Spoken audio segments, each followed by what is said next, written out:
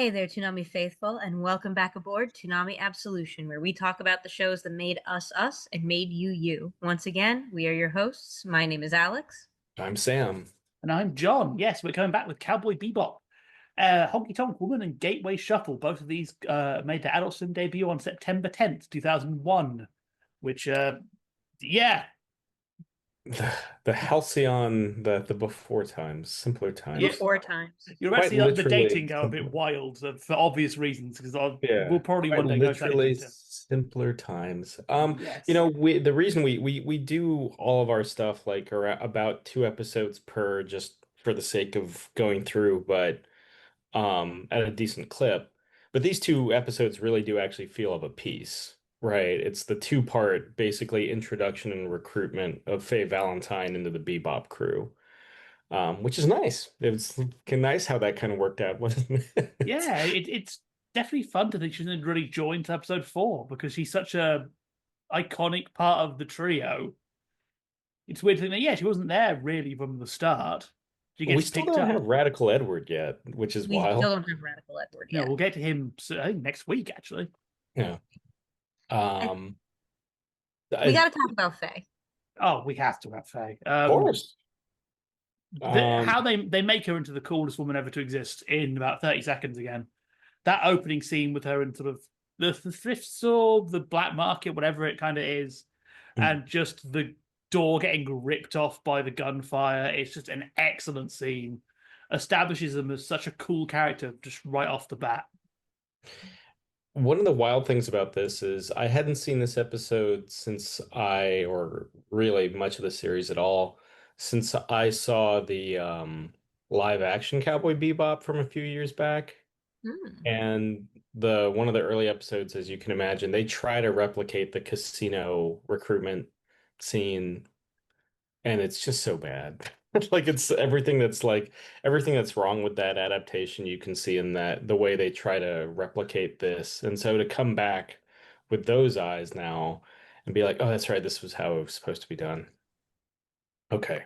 All right, I, cool. I think the other thing I do want to talk about with Faye too is I think that sometimes anime has a hard time with making sexy female characters who don't feel completely objectified. And there is such an ownership of her sexiness and sexuality that so many other female characters, especially in this era, don't really have, that it adds on to her character in such a good way. Like that scene where she's kind of getting felt up. It never feels like she's being preyed upon because of her reaction to everything. And when the card is flipped out, it doesn't feel as exploitative as maybe some scenes in Dandanan could. You know what I mean? Yeah, I think yeah. it's because she's very well rounded. I think part of the argument you see a lot is some shows will go the hard too hard the other way with their female characters, and they make them into sort of these perfect paragons who can do no wrong. And I understand why you do that, but you go too hard and the character stops feeling real. Faye is as much of a failure as Spike is, but she has her own methods, how she reacts to things differently, but she reacts in a very logical way for her character. For instance, like with the whole Poker Alice scene, you can clearly tell why she's putting on that more sexy air because she's manipulating the guy to get out. She has an internal logic which makes her feel like a living being rather than just, a chest on legs or our female representation for the show because we had to have a girl. Yeah. Yeah, and Faye is one of those characters that knows how to use her sexuality as a tool in a way that Spike can't, as cool and sexy as he is in his own way. Um, which really kind of, and John, I'm glad you mentioned that. Yeah, she is like the Bebop crew. She also can't, for all her talents, because she is talented, just like Spike and Jet Black are, for all her talents, she still can't catch a break. And, we get that across both of these, especially in episode 4, that like, oh, no bounty for you. Well, I guess I'm schlepping with you guys for the foreseeable future. Here we go. You know, these are talented people that are in a world that doesn't care about talent. It's just like, you just get what you get. I think that's a really good point. And it's two things I love about this episode, and it's something I brought up last time of how we approach all members of the Bebop crew as working class very realistically. Ending Honky Tonk Woman with easy come, easy go is such a really good how they treat that. It is the image of two guys who kind of already knew they were never going to get the money. They're so used to that being their way of life. It's almost a laugh to not cry kind of thing going on. And even when they go into the casino, how they approach, they're like, "Hey, we have this one chip left. Let's gamble it." Yeah. Why? But and even then, next episode we see Faye. She takes all that money, and what does she do? She can't really function with it properly because she's just so used to being poor. It's a very realistic take on a working class character that can only be written by someone I think who has been in that experience. Sure. It's a mindset. Yeah. Do we want to talk about some of the, beyond Faye, do we want to talk about some of the goings on in episodes 3 and 4? Casino Yeah. World and Gateway Virus. I love that casino. I I have a soft spot for casinos. Like in anime, I think that this one is just like the design is so good and it feels luxurious and cheap all at the same time. Like I really like the set designs in these two episodes are so damn good. The world building in general is really good. Like you can sort of everything feels used in a very specific way. Like one of my favorite little details is that when they're going in the lift, they have the no smoking sign. It's to set up the joke with Spike swallowing the cigarette. But again, it's such a little detail that makes the world feel someone put a sign here that obviously something has gone on. Same when you look in the background, there's all these different languages. It really does have this thing of like this is a tourist resort, people come and go.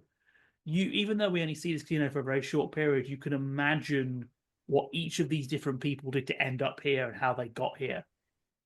So nice. Yeah. No, there is something kind of like, and it was something we were talking about last week. There is a lived-in quality, and the world building that takes place definitely takes place, but it's never like, look what we're doing with this. Like, look at this sci-fi world. It's like you find it as it unfolds. Um, and regarding episode 4, I think we get a bit more. It's probably the most we've talked about the actual like space travel tech um in the series so far. It's like, oh, this you kind of go into this weird like hyperspace thing that you can get trapped in if the gateway isn't operational. Like all kinds of like oh, okay. Like It's That kind is of it's janky. And I yeah. think that that's fun. That sci-fi technology is so rarely shown as being kind of janky and kind of like having the same issues that but like current technology has. As advanced as the little computers we have in our pockets are, if we drop it, it's going to break. Like I think that there's something very interesting and fun about that. Yeah, and again, there is a really lovely implication of that is the fact that how they explain that they're going to close the gate off carries the idea that they have done this before. These gates are not something that exists freely for the good of the people. The local government can trap you in them and know it works. So they've done this. And again, it's that idea of life being cheap. Episode 4 has one of my favorite images in all of Bebop, actually, which is that opening restaurant where you've got the environmentalists playing their silly little jingle and all these corpses. It is like Big Shot in that like life is cheap, life is dirty, and no one really gives it. Everyone has just been so worn down, no one cares. It's such a amazing visual, and it's going to play off later on. It's kind of Spike's story. We're getting a foreshadow of that, how that's going to end. Now, all the neon doesn't Yeah, I mean, protect you from the realities. yeah. I mean, you could argue we get the foreshadowing of Spike's story right from the first episode, right? But yeah, I mean, do we want to talk about the Space Warriors? The fact there's eco-terrorists in this, Yeah, solar system that is our own and that they want to turn everyone into apes. into apes, and the woman really likes singing. Yeah. I love her. She's such a good character. And just the detail they put into making that group have a dynamic again, because you could have just had them being we're evil, haha, defeat us, but they have the family dynamic thing going on when they're doing the talk with the guy on the phone. One of them is playing with a toy while the other is comforting him. It's a suggestion of more going on outside of it. My favorite thing in this whole episode, of course, is when Spike is messing with the vial and the woman just keeps giving him the side glances of trying to like not reveal what it is, but also realizing, oh no. Oh no. It's such lovely detail work. Yeah. I do have to love the audacity of the ape plan in a weird way, because it reminds me of one of my favorite Spider-Man panels where he's talking to the lizards like, you could cure cancer. I don't want to cure cancer. I want to turn people into dinosaurs. And Just I as and I as a kind of love geeky, that energy.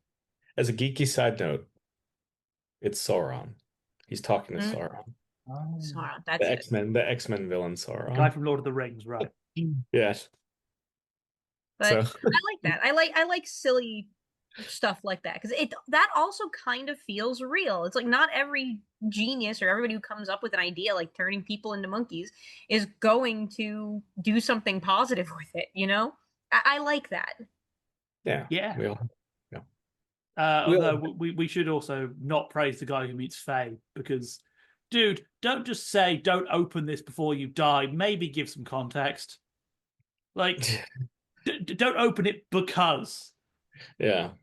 this contains a virus would be a better opening line. Unless you Um, want people to look at it. well, she does. She does, and it's a really fun episode. Something I want to bring up actually when we're talking about this. I love how we start both episodes in progress with Spike having a conversation with Jet. First one is about his dream, and the second one we have like, oh, the sea rat is disgusting, but they advertise it so it's now a delicacy.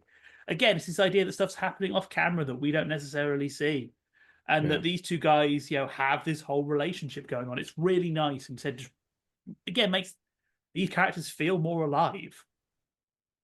Well, it's the last time it's a duo too, not counting Ein. Because after this, we're growing the ensemble. We're starting with this, we're growing the ensemble. So I mean, obviously Spike and Jet check in on each other moving forward, but yeah, it's one of those last little windows we get of their dynamic when it's just the two of them. Also, what And else then is we involve the things that we're starting to involve the things that Spike loves most: children, animals, and women. even though he struggles with all of them. I mean, he says right at the top, I hate working with children and animals. Yeah. Yeah, no. Immediately how we sort of build this episode. It could just be a silly throwaway gag, but they do a lot of building here with the gateways, and I love how we're getting hints of Jet's past, where he does bribe a cop because like, hey, those eye drops went missing. You got to help me out here, or I was with the ISSP in another life. Again, we're building that idea that something has happened here, and this is why these guys are in this situation. Yeah, yeah. I mean, we're looking ahead a bit. We're about to see how much they pointedly avoid talking about sharing their past with each other, though, right? Oh, Including this, including Jet and his police story kind of past. But it is, yeah, yeah. I mean, we're seeding this to bigger payoffs really soon, as in the case of Spike. Um, but yeah, no, I mean, this is always like revisiting these episodes, it's kind of always interesting, like how each episode has their own atmosphere. And we were talking last week about how the show itself was built around Yoko Kanno's music. And watching stuff like the casino, casino sequence and everything, it just makes sense. It's like, let's build, this is kind of this bright, flashy, jazzy, brassy music. Let's build a casino episode. It's beautiful how it meshes here. This song has kind of like episode 4 has kind of like a more runaway vibe. And so it's like, all right, let's make it a race against time to stop the Space Warriors from unleashing an ape virus. I and just, Yeah, how much stuff gets its own music as well. As an important note, when Faye summons her own ship, that's a song we're only going to hear once, and it's during this scene. yeah. Like it's amazing how many they joke in interviews that the reason there is 3 Cowboy Bebop OSTs is because they would ask for one song, Canna would bring them 3, and we can't put them all on one album. So yeah, you see it here. Like everything gets a bit of music that's different from everything else that you don't really see. and but it never becomes overbearing, which I think is very hard to do. I know we like to joke about 4Kids never shutting up during their dubs. Bebop doesn't either, but it never the music is so tailored to each moment that it works really well. To the point, I think you'd argue Bebop is structured like a musical. The music is as much of the experience to pull scenes and inform the audience. It's not just there to have something to fill the silence. Yeah. I mean, being here in Tokyo, not to keep rubbing that in, but I'm going to keep rubbing that in. Keep rubbing it in. Because it's almost 9 in the morning here. But it's my Friday, guys. You guys are still in Thursday mode. Whenever I go to the Tower Records in Shibuya, one of the perpetual bestsellers, like that, because they have like all the best-selling, like, hey, these are the best-selling CDs, Cowboy Bebop. So one of the Cowboy Bebop compilations is always there, along with like 3 different versions of Lo-Fi Girl. But like Cowboy Bebop's always there. Yeah, it's a really good sound. Like it's probably the best soundtrack an anime's ever had. What do you think of Blue Giant, which is another jazzy oriented anime? I think it's good, but I think it has less variety. I think there's some. To be fair, this maybe because I play a few instruments, so I prefer Kano because he's just more complex. But that's just me being an ass. I found funny this episode, if I could just break off a second, is that this is Honky Tonk Woman. It has our one moment that hasn't aged well, which is just Faye's talk of being a gypsy, which is you wouldn't do today because it's not the correct language. But I sat and went, oh, is that the only moment I think that just has dated poorly? And to be fair, it was the standard language of the time. It's just really because we're going to come back to this a lot of different shows. Like, oh, that hasn't aged well, but this is the only moment I can think of that you would have to cut today, which is impressive for a show this old. Yeah, or just rewrite. I wonder, what is it in the Japanese dub? Same thing. Oh, okay, fair enough. Oh, how have they translated it? Yeah, I mean, because it is playing on the Romani stereotype. Sure. In terms of Faye joining the Bebop crew at the end of episode 4, what do you think she uniquely brings to the now trifecta or quadrilateral if we're counting Ein? Of course we are the goodest boy. Well, of course, but how do you think she complements the dynamic more than just being kind of somebody? Because they're chasing her in episode 3. They are de facto working with her in episode 4, and then obviously she's a presence moving forward. What do you think she brings to the Bebop? Social skills. I think she's definitely the more social of the 3 of them. She's a personality hire. Yeah, I mean, Spike is friendly, but we saw with the episode with Iron, he's not good with people, hence why he pulls a gun on a pet store owner. Jet is very clever and can talk to his people, but he's not good at talking outside of his people. Jet is one of those guys that if you met him in real life, he's that guy at the party who's really cool once you know him, but until that moment, he's against the wall, not saying anything.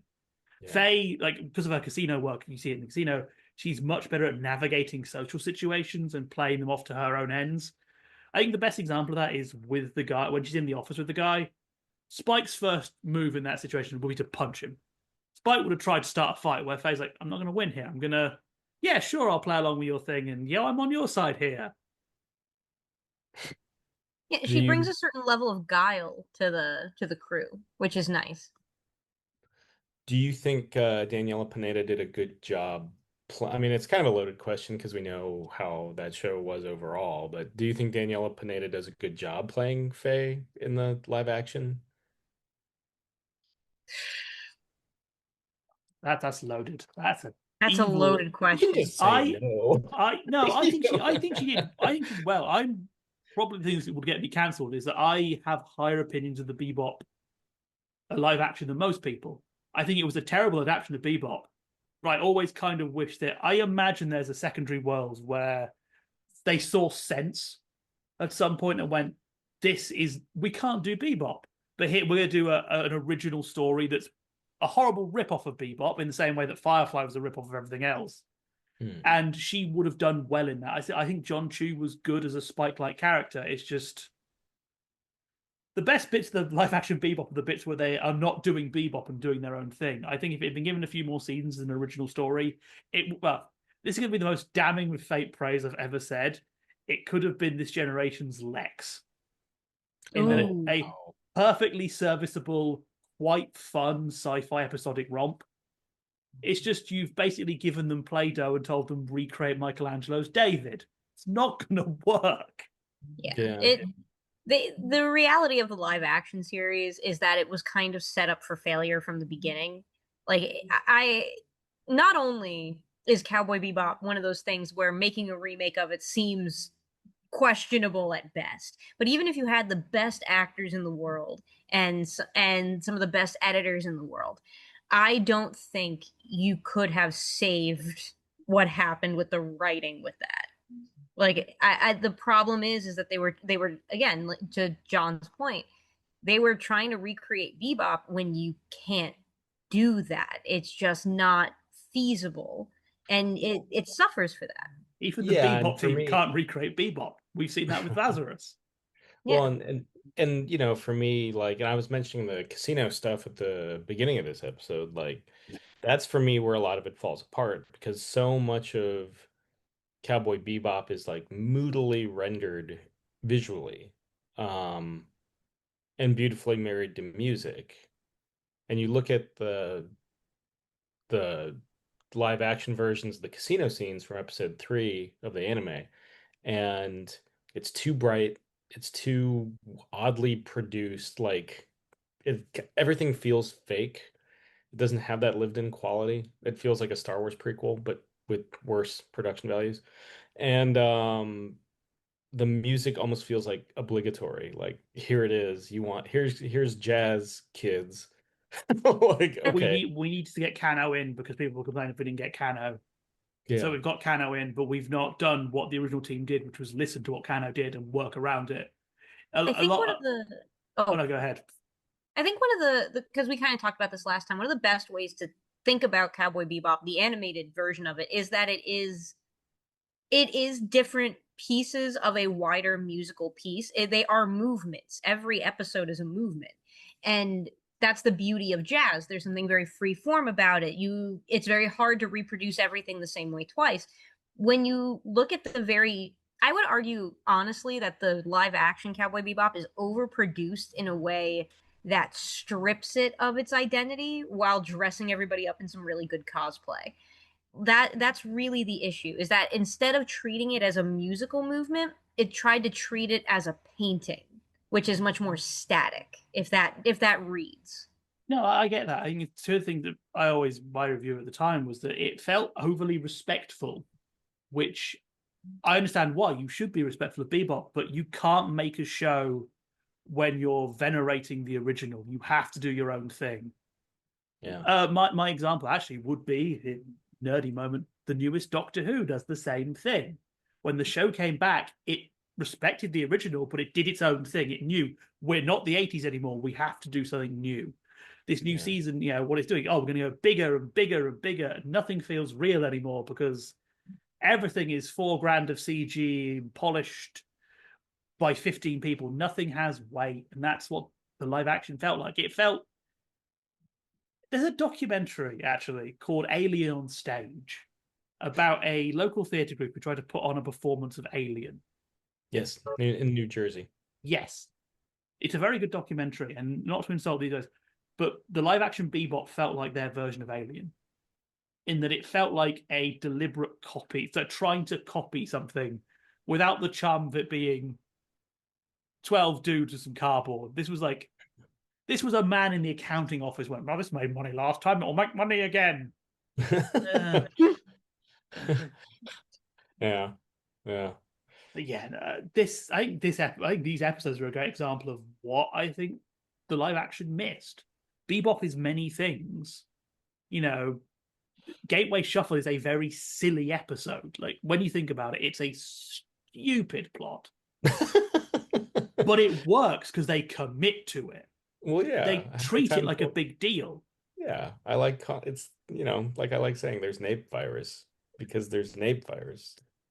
But you can tell that there isn't an ape virus because something else had an ape virus, and that's what we've got to do. This was an idea they had. They went, "This is great," and we ran with it, and we created like much more than the sum of its parts.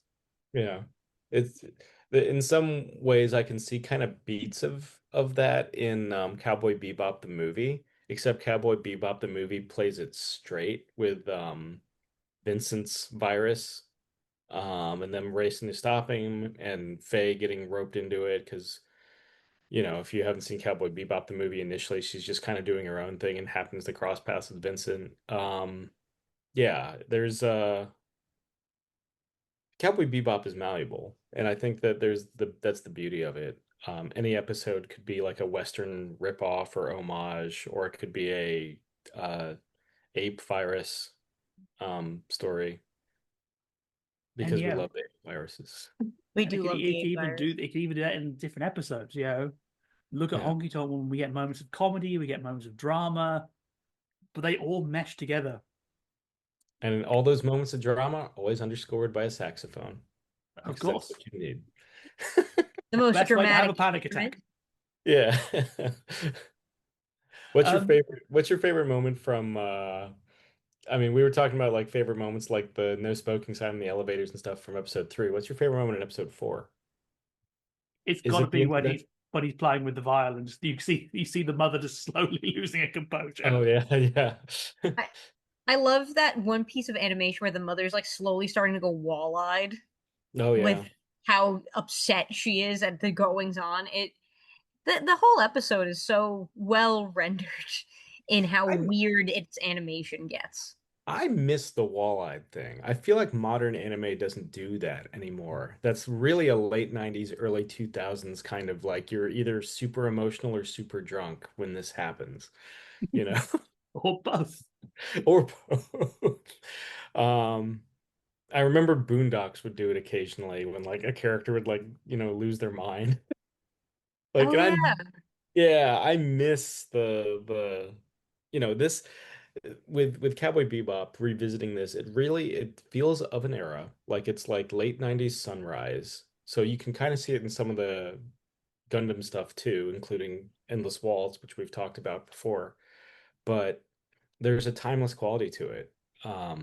Like this weird, like this could be a 70s kind of like there's like a 70s aesthetic, almost like a film grain to the animation quality that, a lot of anime I think these days, with a few exceptions, is too polished. And that's part of the lived-in quality I love about Bebop.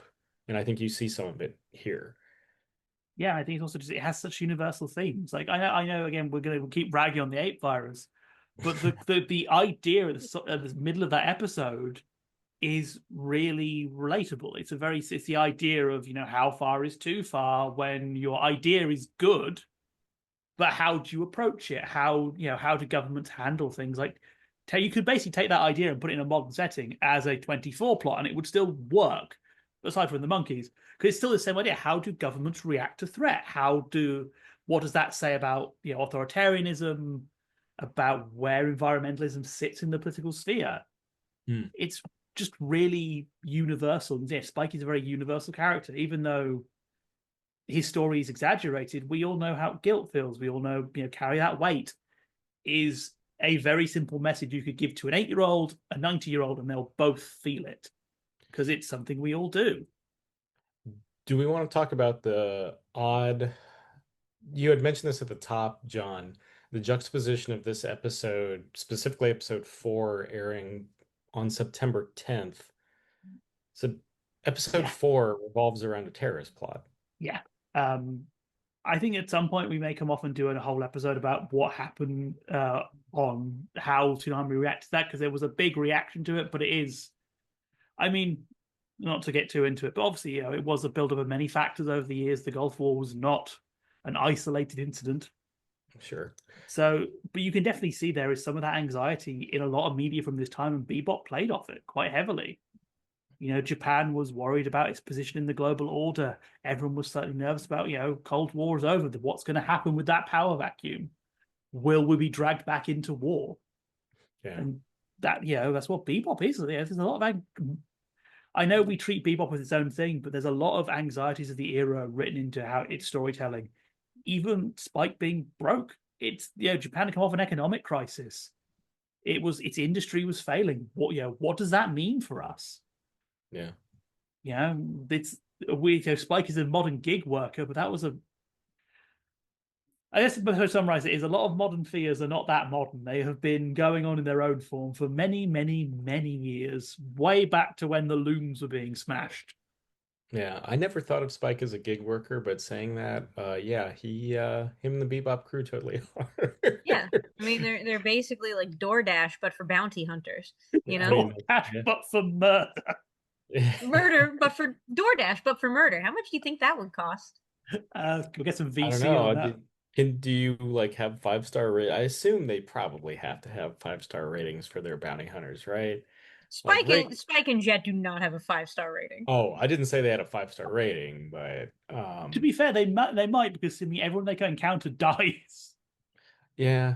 But how many? But they don't like. It's the same thing with Gateway Shuffle. Technically, they don't get the bounty. That's true. They don't, and again, I love that for them. It's great to see. It's great to see them fail. We'll get used to it because Yeah. got some...